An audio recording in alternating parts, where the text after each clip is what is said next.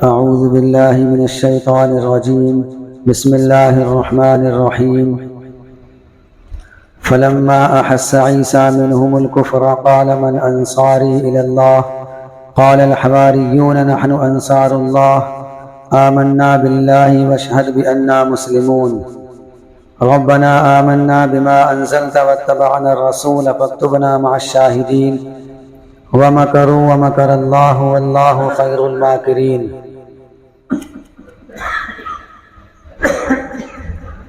فلما أحس عيسى منهم الكفر قال من أنصاري إلى الله چنانچہ جب حضرت عیسیٰ علیہ السلام نے ان کی طرف سے کفر کو محسوس کیا تو حضرت عیسیٰ علیہ السلام نے فرمایا کون ہے میرا مددگار اللہ کے واسطے؟ تو حواریوں نے کہا کہ ہم اللہ کے مددگار ہیں۔ آمنا باللہ، ہم اللہ پر ایمان لے آئے، واشہد بأننا مسلمون، اور ہم گواہ ہیں اس بات کے، اور آپ اس بات کے گواہ رہیے کہ ہم فرما بردار ہیں۔ ربنا آمنا بما انزلت واتبعنا الرسول، اے ہمارے پروردگار ہم ایمان لے آئے ان چیزوں پر جو آپ نے نازل فرمائی اور ہم نے رسولوں کا اتباع کیا، چنانچہ آپ ہم کو فاکتبنا مع الشاہدین، تصدیق کرنے والوں کے ساتھ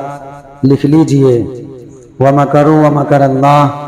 ان لوگوں نے خفیہ تدبیر کی اور اللہ تعالیٰ نے بھی خفیہ تدبیر کی،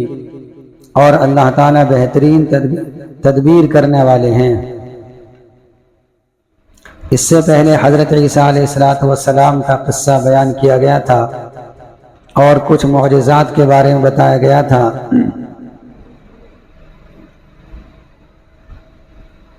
کہ حضرت عیسیٰ علیہ السلام کے اندر یہ صفات ہوں گی۔ مثلا یہ بتایا گیا تھا کہ ان کو اللہ تعالیٰ اپنی کتاب سے نوازے گا، قرآن و حدیث کا علم دے گا، اور تورات اور انجیل کا بھی ان کو علم دیا گیا تھا۔ اسی طریقے سے وہ ایک مٹی کا پرندہ بنا کر اس میں پھونک مارتے تو وہ زندہ ہو کر اڑ جایا کرتا، اور اسی طریقے سے اگر کوئی مادرزاد اندھا ہوتا، نابینا ہوتا یا برس کا بیمار ہوتا تو وہ اللہ تعالیٰ کے حکم سے اس کو ٹھیک کر دیا کرتے تھے، اور گھروں میں جو کھانا رکھا رہتا ہے اس کے بارے میں بھی بتا دیا کرتے تھے۔ تو اس طریقے کی بہت ساری صفات بیان کی۔ بہرحال بچپن گزر گیا، جوانی آ گئی، تو یہودی جو تھے بنی اسرائیل وہ ان کے مخالف ہو گئے اور انہوں نے ان کو قتل کرنا چاہا۔ اب یہ یہاں سے اسی واقعے کو بیان کیا جا رہا ہے کہ جب عیسیٰ علیہ السلام نے ان کی جانب سے کفر کو محسوس کیا تو انہوں نے پکار کر کہا کہ ہے کوئی اللہ کا بندہ جو اللہ کے واسطے میری مدد کرے، اللہ کے واسطے۔ تو کچھ لوگ تھے وہاں پر، ان کو حواری کہا جاتا ہے، تو ان لوگوں نے کہا کہ ہم اللہ تعالیٰ کے واسطے آپ کی مدد کریں گے۔ حواری اس وجہ سے کہا جاتا ہے کہ ان کا دل بالکل پاک صاف تھا، یہ متقی تھے، پرہیزگار تھے، یہ دیندار تھے،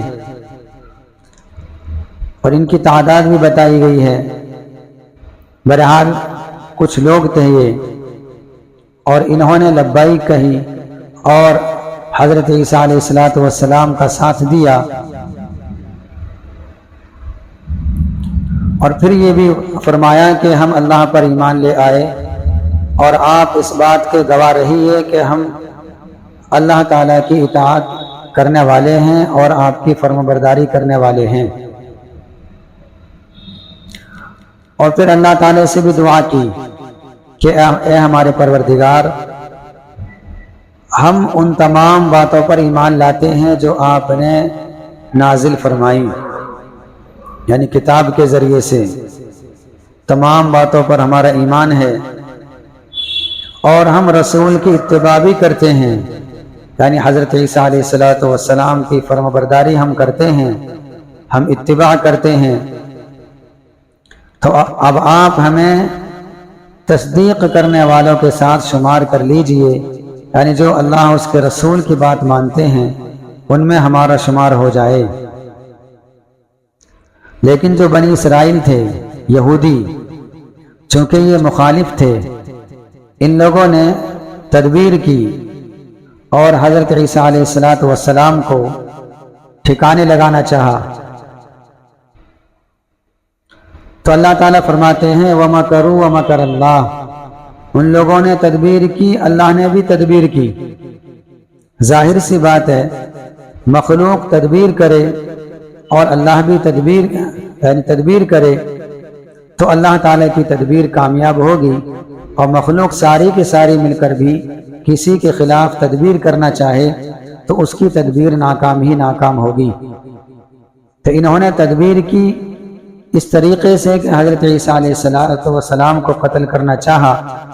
اور دنیا سے نیست نابود کرنا چاہا، تو ان کی تدبیر تھی بری، اور بری تدبیر کرنا یہ صحیح نہیں ہے، غلط ہے،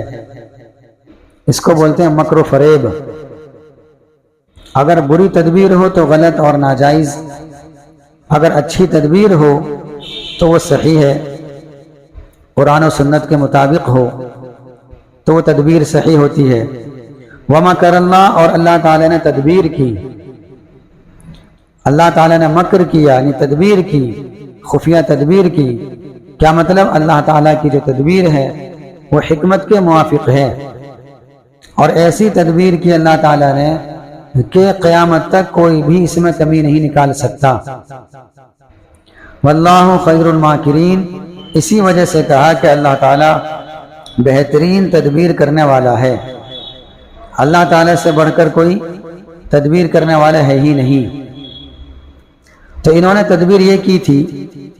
کہ حضرت عیسیٰ علیہ السلام کو ٹھکانے لگایا جائے۔ چنانچہ اس وقت کا جو بادشاہ تھا اس سے یہ شکایت کی کہ یہ عیسیٰ جو ہیں یہ تورات کے مخالف ہیں، اور یہ تورات کو بدلنا چاہتے ہیں، اس کے احکامات کے خلاف یہ دعوت دیتے ہیں، ان کا مشن تورات کے خلاف ہے۔ چونکہ بنی اسرائیل کا غلبہ تھا تو بادشاہ بھی چونکہ یہودی تھا، اس لیے اس نے گرفتاری کا حکم دے دیا کہ عیسیٰ کو اور اس کے چاہنے والوں کو سب کو گرفتار کر کے لاؤ، اور ان کو گرفتار کر لیا جائے جہاں بھی ملیں۔ بہرحال ان کو ایک کمرے میں بند کر دیا گیا، اور پھر یہودیوں نے اپنے ایک آدمی کو بھیجا قتل کرنے کے لیے یا بلانے کے لیے۔ اب جب یہ کمرے کے اندر گیا ہے دروازہ کھول کر، تو اللہ تعالیٰ نے اس کو عیسیٰ جیسا بنا دیا، اور حضرت عیسیٰ علیہ السلام کو آسمانوں پر اٹھا لیا۔ اب یہ باہر نکلا، اس نے کہا کہ وہاں تو کوئی نہیں ہے، تو لوگوں نے کہا تو ہی تو عیسیٰ ہے، اور ان لوگوں نے اس کو سولی پر لٹکا دیا اور اس کو قتل کر دیا، اور یہ شور مچا دیا کہ ہم نے عیسیٰ کو قتل کر دیا۔ حالانکہ خود انہوں نے غور و فکر کیا کہ اگر یہ عیسیٰ ہے تو ہمارا آدمی کہاں چلا گیا، اور اگر یہ ہمارا آدمی ہے تو عیسیٰ کہاں چلے گئے۔ اب جو عیسیٰ علیہ السلام کو مانتے تھے عیسائی، وہ بھی اس معاملے میں غلط فہمی کا شکار ہوئے، چونکہ عیسیٰ علیہ السلام تو ہے نہیں، اب وہ تو چلے گئے، اللہ تعالیٰ نے ان کو اٹھا لیا۔ انہوں نے اس بات کا تو انکار کیا کہ عیسیٰ علیہ السلام کو قتل نہیں کیا گیا، لیکن انہوں نے یہ بات مان لی اور اس بات کا اعتراف کر لیا کہ عیسیٰ علیہ السلام کو پہلے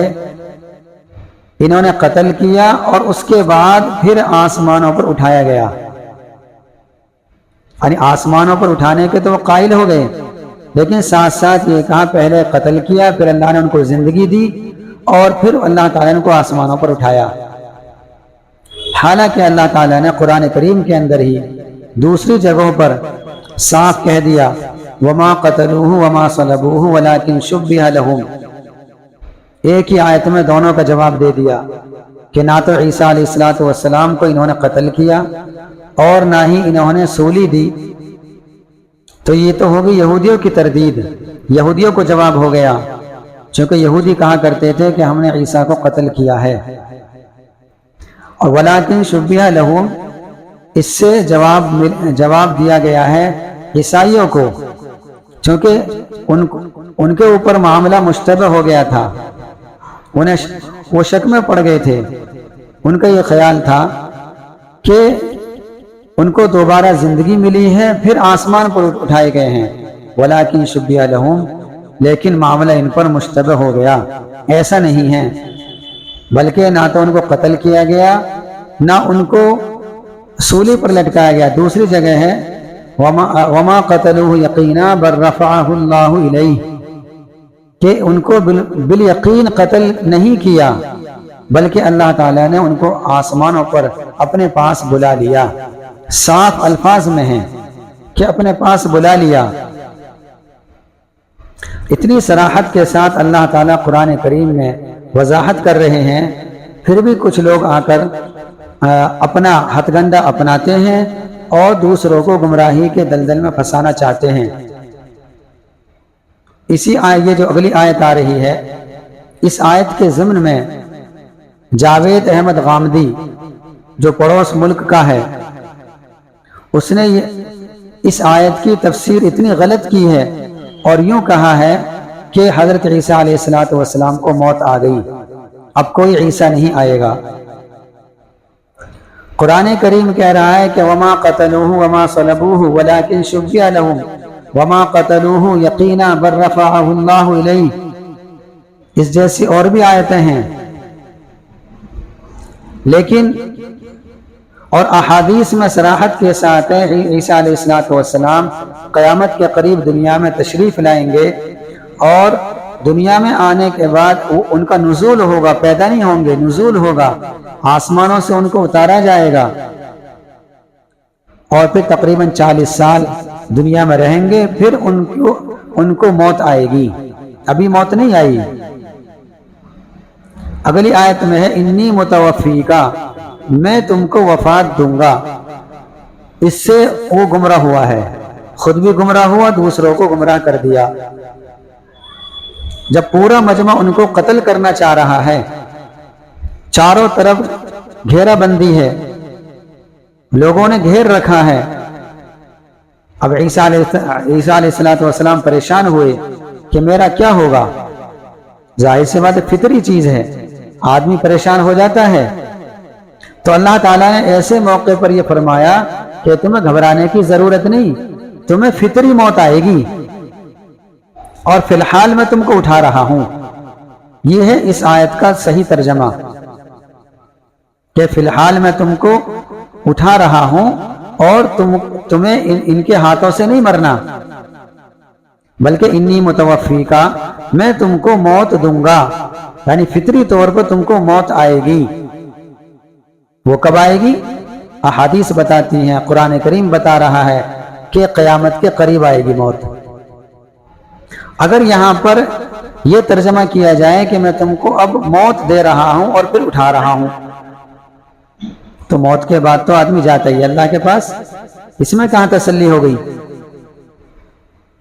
بلکہ اس میں تو اور زیادہ گھبراہٹ ہو جائے گی۔ حالانکہ اپنے نبی کو تسلی دینا مقصود ہے کہ آپ گھبرائے نہیں، یہ لوگ آپ کو قتل کرنے کے در پہ ہیں، آپ کو مارنا چاہتے ہیں، آپ کو دنیا سے مٹانا چاہتے ہیں، یہ لوگ آپ کا کچھ نہیں بگاڑ سکتے، کیونکہ آپ کو فطری موت میں دوں گا، میں تم کو وفات دوں گا۔ ورنہ یہ کہنا چاہیے تھا کہ ابھی تو یہ تمہیں قتل کر دیں گے اور پھر میں تمہیں اٹھا لوں گا، تو قتل کا لفظ آنا چاہیے، حالانکہ یہاں پر لفظ ہے متوفی کا۔ اذ قال اللہ یا عیسیٰ انی متوفیک ورافعک الی، تو اس کا مطلب یہی ہے کہ میں تم کو فی الحال تو میں تم کو اٹھا رہا ہوں، اپنے پاس بلا رہا ہوں، اور تمہیں ان سے گھبرانے کی ضرورت نہیں، یہ تمہارا کچھ نہیں بگاڑ سکتے، میں تم کو عن قریب یعنی قیامت کے قریب میں تم کو موت دوں گا۔ چونکہ آیت کا مطلب وہ لینا چاہیے جو دوسری آیتوں سے نہ ٹکرائے۔ اگر یہاں مطلب یہ لے لیا جائے گا کہ ابھی موت دے رہا ہوں، تو جن آیتوں کے اندر یہ کہا گیا ہے کہ وما قتلوہ وما صلبوہ، بالکل صاف منع کر دیا کہ نہ تو ان کو قتل کیا نہ ان کو سولی پر لٹکایا، تو پھر ان آیتوں کا کیا مطلب ہوگا؟ یہ موت دینے کا مطلب تو یہ ہوگا کہ یہ لوگ تم کو قتل کر دیں گے۔ اگر یہی مان لیا جائے تو پھر ان آیتوں کا کیا مطلب ہوگا؟ اور پھر اللہ کے نبی صلی اللہ علیہ وسلم صراحت کے ساتھ کہہ رہے ہیں کہ قیامت کے قریب عیسیٰ علیہ السلام دنیا میں آئیں گے، دجال کو قتل کریں گے، ان کے زمانے میں مال و دولت کی فراوانی ہو جائے گی،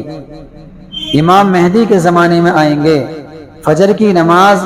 امام مہدی پڑھائیں گے، ان کے پیچھے یہ نماز پڑھیں گے اور ان کے ساتھ مل کر پھر دجال کو قتل کریں گے۔ ساری کی ساری نشانیاں بتا دی تاکہ پہچاننے میں دشواری نہ ہو جائے۔ پھر بھی کچھ لوگ دھوکہ دیتے ہیں اور ہمارے جو سادہ ایمان والے ہیں وہ ان کے دھوکے میں آ جاتے ہیں۔ اسی طریقے سے مرزا قادیانی ہے، جب اس نے یہ دیکھا کہ قرآن کریم کی کوئی آیت یا کوئی لفظ یا حدیث کا کوئی بھی لفظ ایسا نہیں ہے جہاں میں انگلی رکھ کر اپنے من کی بات کر سکوں، تو اس نے صحابہ کرام پر تہمت لگانا شروع کر دیا اور یہ کہا ابو ہریرہ تو بہت کند ذہن تھا۔ یہ الفاظ لکھے ہوئے اس کی کتاب میں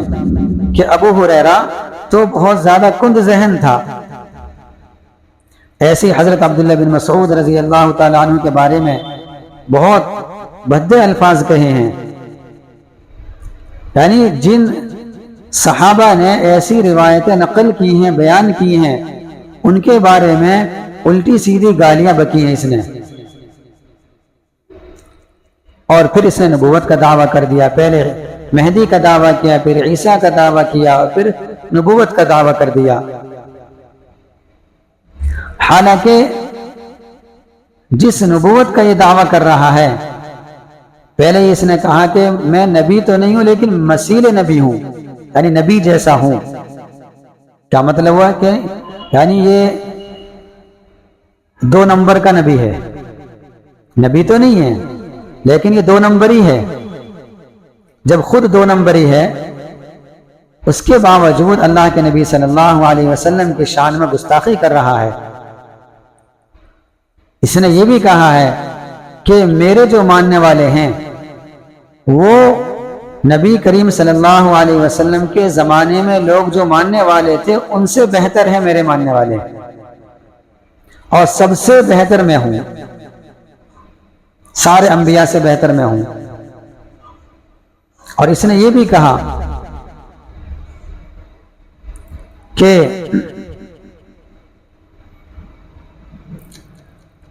آپ صلی اللہ علیہ وسلم کے بعد اب تک میرے علاوہ اور میرے بعد قیامت تک جو بھی نبوت کا دعویٰ کرے گا وہ جھوٹا ہے۔ اپنے کو الگ کر لیا کہ میں صحیح ہوں، باقی سب غلط۔ تو اس طریقے کی باتیں یہ لوگ کرنے لگ گئے، اور کچھ لوگ سادہ قسم کے لوگ ان کے بہکائے میں آ کر اپنے ایمان کا سودا کر رہے ہیں۔ تو قرآن کریم کے اندر صاف لفظوں میں بتا دیا کہ آپ کو آسمانوں پر اٹھایا گیا ہے اور آپ زندہ ہیں۔ جب آپ صلی اللہ علیہ وسلم آسمانوں کی سیر کرنے کے لیے گئے ہیں، اللہ سے ملنے کے لیے گئے ہیں، تو وہاں پر امامت کرائی ہے، تمام انبیاء نے نماز پڑھی ہے آپ کے پیچھے۔ اس لیے کہا جاتا ہے آپ تمام انبیاء کے امام ہیں، امام الانبیاء۔ تو اس میں حضرت عیسیٰ علیہ السلام بھی ہیں، اور چونکہ ان کو موت نہیں آئی، سارے نبیوں کو تو موت آ چکی ہے، اللہ تعالیٰ نے ان کا جو مثل تھا، ان کی جو صورت تھی، اللہ تعالیٰ نے ان کی صورتوں نے ان کے پیچھے نماز پڑھی ہے، یعنی ان کی روحوں نے نماز پڑھی ہے، لیکن حضرت عیسیٰ علیہ السلام کے جسم نے نماز پڑھی ہے، چونکہ زندہ ہیں، مرے نہیں، اس لیے لکھا ہے کتابوں میں حضرت عیسیٰ علیہ السلام نبی کے ساتھ ساتھ اللہ کے نبی کے صحابی بھی ہیں، چونکہ صحابی کی تعریف یہ ہے کہ جو اپنی زندگی میں محمد صلی اللہ علیہ وسلم کو آنکھوں سے دیکھ لے اور ایمان کی حالت میں اس کا انتقال ہو جائے تو وہ صحابی ہے، اور حضرت عیسیٰ علیہ السلام نے زندگی ہی میں آپ صلی اللہ علیہ وسلم کو دیکھا ہے، بلکہ نماز پڑھی ہے آپ کے پیچھے، تو آپ صحابی ہیں، نبی بھی ہیں، صحابی بھی ہیں، اور اس امت میں جب آئیں گے تو ان کی نبوت ختم نہیں ہوگی، وہ امتی کی حیثیت سے آئیں گے لیکن نبی برقرار رہیں گے۔ یہی وجہ ہے کہ اگر کوئی اس وقت ان کی نبوت کا انکار کرے گا تو وہ کافر ہو جائے گا، جس طریقے سے آج ان کی نبوت کا انکار کرنے والا یا کسی بھی زمانے میں ان کی نبوت کا منکر آج دائرہ اسلام سے خارج ہے، اسی طریقے سے اس زمانے میں جس زمانے میں حضرت عیسیٰ علیہ السلام آئیں گے، ان پر ایمان لانے کے باوجود اگر کوئی یہ کہتا ہے کہ میں آپ کو نبی نہیں مانتا تو وہ دائرہ اسلام سے خارج ہے۔ اس سے پتہ چلا کہ آپ اس وقت نبی بھی ہوں گے اور امتی بھی ہوں گے۔ اب سوال یہ ہے کہ جب نبی ہوں گے تو اپنی شریعت پر عمل کرنا چاہیے، تو اس کا جواب یہ ہے کہ نبی تو ہوں گے وہ، لیکن چونکہ اس امت میں اللہ تعالیٰ نے بھیجا ہے، اس لیے اس نبی کی شریعت پر عمل کریں گے اور کرائیں گے۔ یہ ایسے ہی ہے جیسے کوئی کسی صوبے کا گورنر ہو اور وہ دوسرے علاقے میں چلا جائے، دوسرے صوبے میں چلا جائے، مثلا سی ایم ہے، وہ دوسرے اسٹیٹ میں چلا گیا تو وہ اپنے اسٹیٹ کا، اپنے صوبے کا گورنر تو ہے، سی ایم تو ہے، لیکن وہاں جا کر وہ اپنا حکم نہیں چلائے گا، وہاں جا کر اسے اسی قانون کا پالن کرنا پڑے گا جو قانون وہاں کے سی ایم نے نافذ کر رکھا ہے، بنا رکھا ہے، لیکن یہ نہیں کہا جائے گا کہ اب یہ گورنر نہیں ہے، یہ سی ایم نہیں ہے، یہ کہا جائے گا یہ سی ایم بھی ہے، لیکن اب یہاں آ کر موجودہ سی ایم جو ہوگا وہاں کا اس کی بات مانے گا، اس کے قانون کو فالو کرے گا، اگر نہیں کرے گا تو اس کو مجرم قرار دیا جائے گا۔ اسی طریقے سے حضرت عیسیٰ علیہ السلام نبی ہیں، لیکن چونکہ زمانہ بدل گیا اور نبوت بدل گئی، دوسرے نبی کا زمانہ ہے، اب اللہ تعالیٰ نے ان کو آپ صلی اللہ علیہ وسلم کی امت کے آخری زمانے میں بھیجا ہے، اس لیے یہ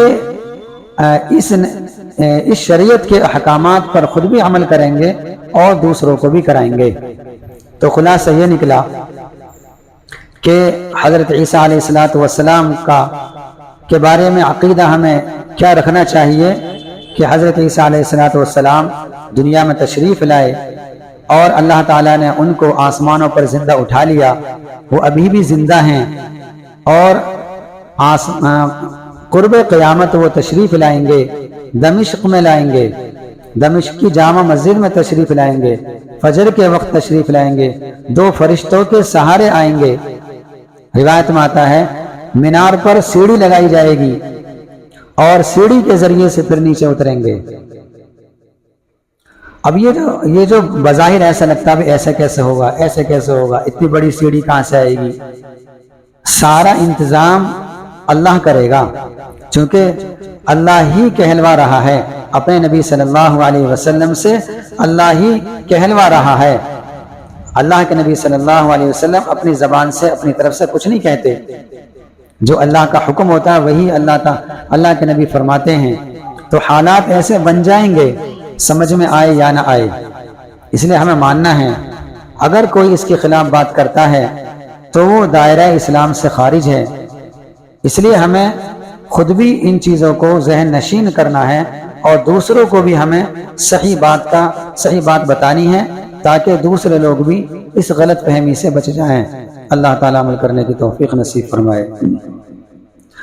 اللہم انت السلام ومنک السلام تبارک یا ذا الجلال والاکرام۔ اللہم صل علی سیدنا و مولانا محمد وبارک وسلم۔ رب ارحمہما کما ربیانی صغیرا، رب ارحمہما کما ربیانی صغیرا۔